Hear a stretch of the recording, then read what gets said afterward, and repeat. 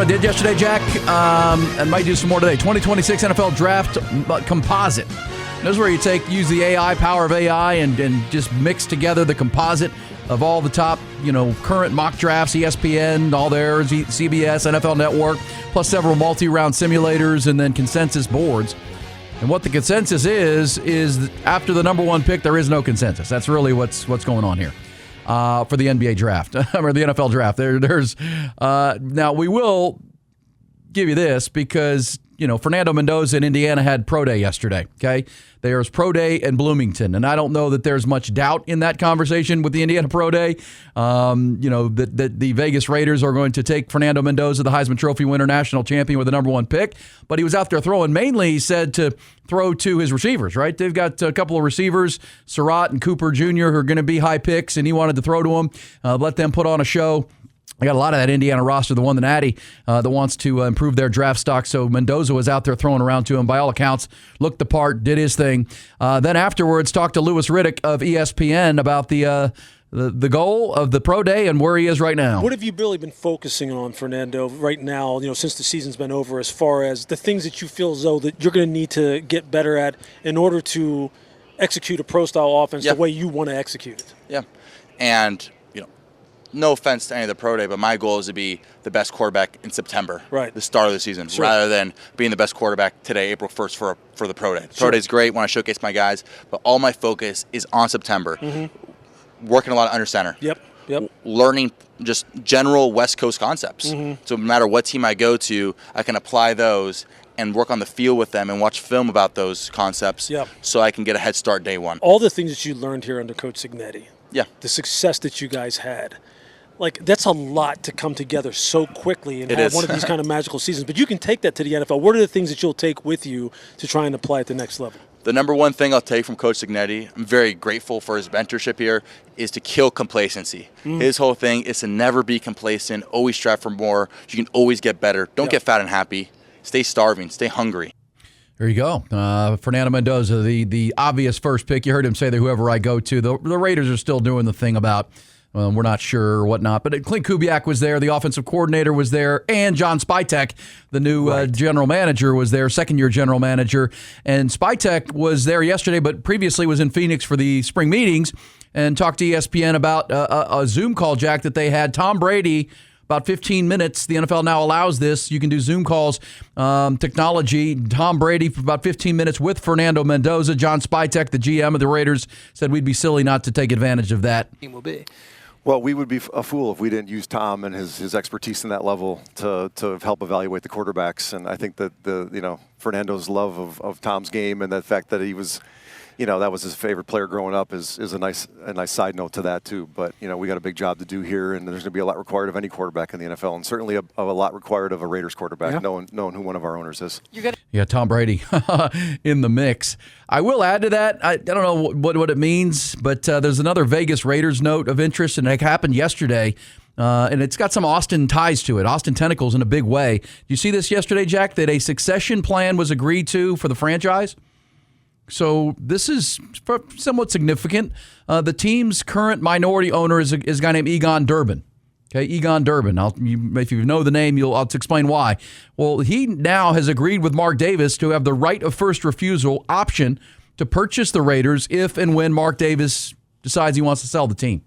When that happens, Egon Durbin has already put himself in place. He was already a minority owner as part of this agreement, the succession plan. There's another infusion of money from Egon Durbin in his war chest to secure that. And Mark Davis now has more working capital on hand as the primary owner. But if the name Egon Durbin is familiar, he is the co-CEO and private equity giant Silver Lake Capital.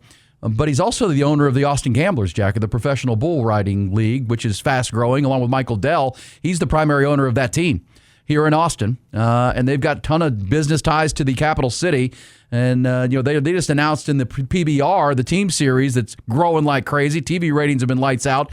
They're about to expand to 12 teams from 10 to 12. They've gone from 8 to 10, now to 12, because other markets want in to the fast-growing PBR. So, interestingly, some ties to an NFL. So if Mark, the bowl cut Mark Davis, If he decides he wants to sell this team anytime soon, Egon Durbin with a ton of Austin ties will buy it. I'm not suggesting they're going to move the team to Austin, but they just moved it. Well, he and Michael Dell own a pro team here. Obviously, Egon Durbin is trying to get his capital into professional sports with the PBR, and now he's in line to buy the Vegas Raiders. But back to the draft as that conversation goes, because after Mendoza, Jack, here's the reasons why, just for clarity, 3 weeks out, where the draft gets really interesting and or really clear as mud, as we said.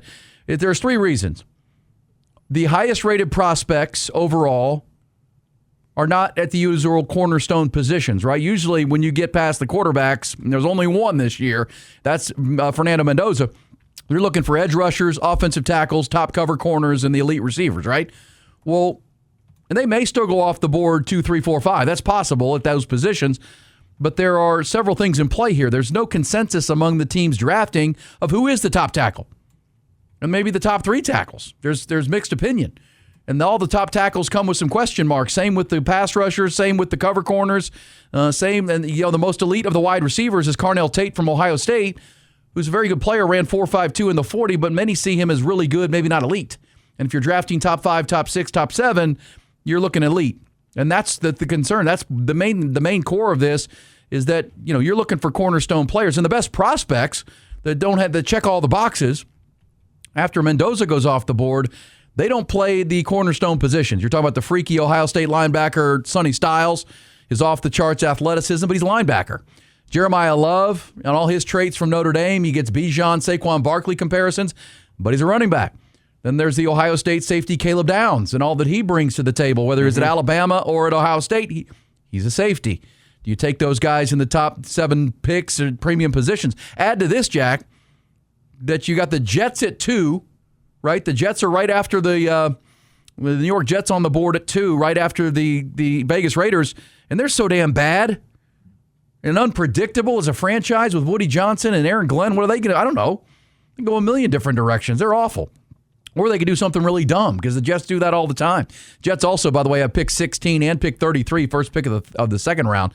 So they've got a lot of ammo here to try to get better. So where do they go? Because if you go 2, you could go a position at 2, and they could probably trade back into the top 10 with all the ammo they have if they wanted to get 2 positions secured for the future.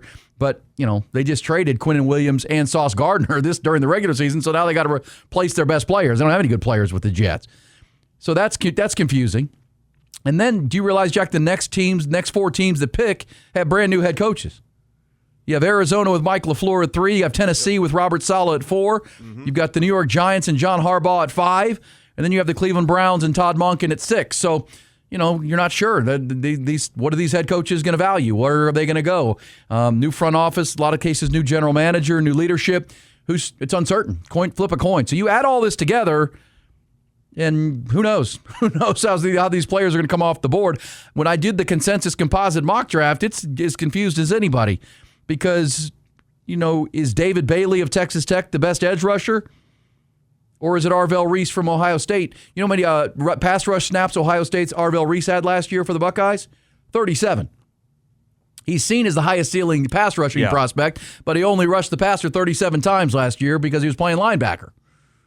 So, but boy, he's elite, he's twitchy, he's all those things. But David Bailey, the kid from Texas Tech who came in from Stanford for the big NIL deal, he is seen as the most, he's the best pass rusher. But Arvell Reese maybe has a higher ceiling.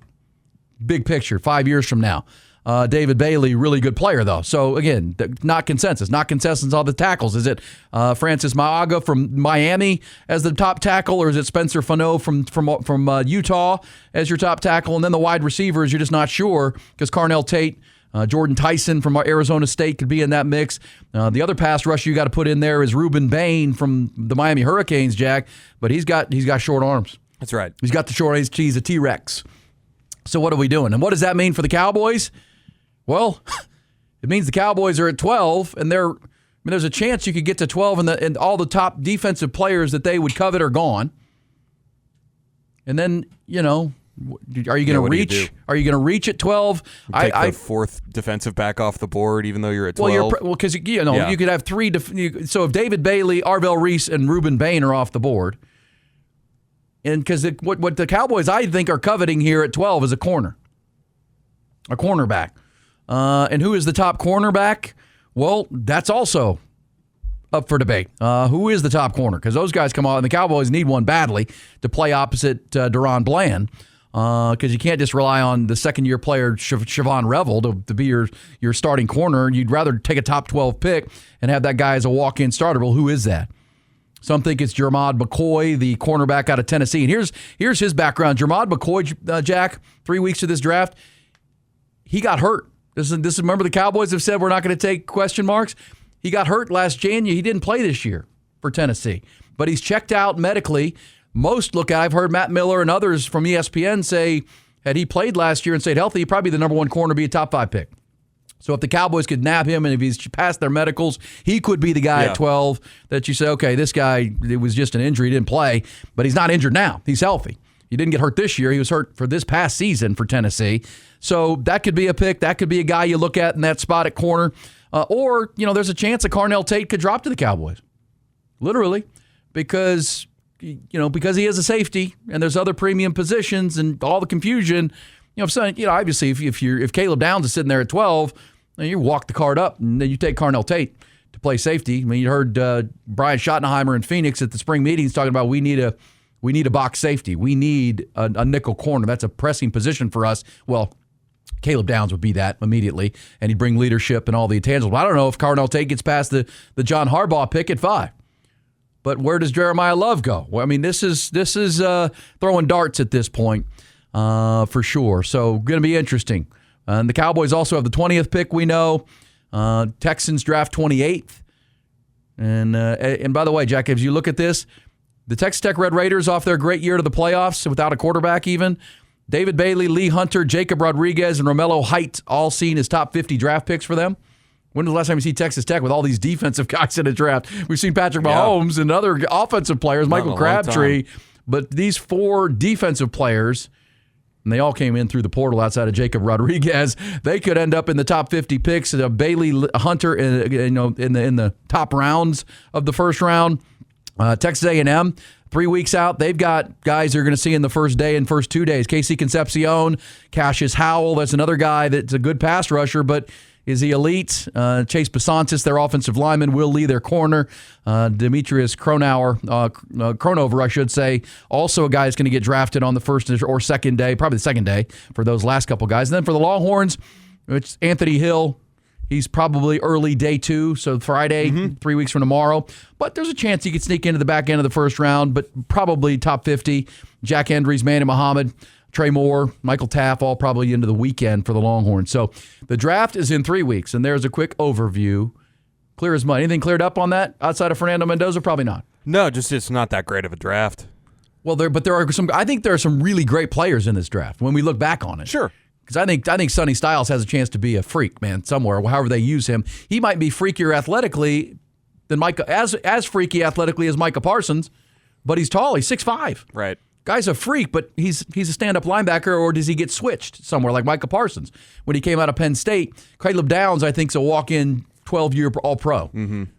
But he's a safety, right? Jeremiah Love's dude. Right, and 1 or 2 of these tackles are going to be really good players. You're just not sure, but you're right. It's a confusing draft. And I feel like there are fewer first-round grades this year. This would be lower on the list for most of these GMs who have been doing it for a long time. And coming up in our opening tip next hour, we'll go back into the draft because Bruce Feldman of TheAthletic.com has a mock draft that came out yesterday. He has the Cowboys trading up to secure the player they want. And we'll tell you who that is to go up to say, you know what, we're not going to sit here in 12 and stay in limbo. We're going to go get the player we want, and we'll let you know what Bruce Feldman predicted yesterday for you Cowboys fans, Texans as well.